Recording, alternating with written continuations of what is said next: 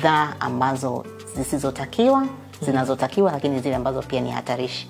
Ni bidhaa gani hizi ambazo wananchi wanahitaji kuzifahamu? Kwanza ni vizuri tukae tukiwa tunajua, hasa wabeba vifurushi na vipeto au wasafirishaji, hata wasafiri. Kuna vile vifaa ambavyo vimezuiliwa kabisa, kwa mfano baruti hizi au vilipuzi au petroli, vitu vinavyolipuka. Vile vitu kusafirisha kwenye mtandao wa kiposta haviruhusiwi kabisa. Na madawa ya kulevya haviruhusiwi kabisa.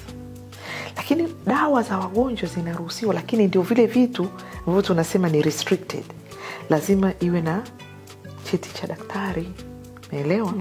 Na pia kuna vitu kama nyara za serikali haziruhusiwi kusafirishwa, lakini wanasema zinakuwa restricted mpaka upate kibali kutoka maliasili.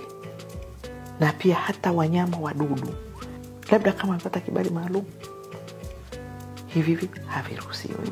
Kwa ndo hivyo vitu. Ila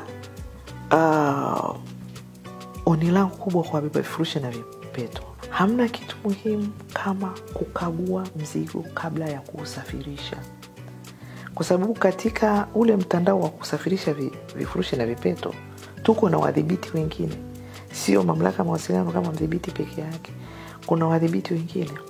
Kwa hiyo kama atakagua, atawasaidia na wadhibiti wengine kupunguza riski ya vyombo vinavyosafirisha vile vitu unavyovisafirisha katika biashara yako.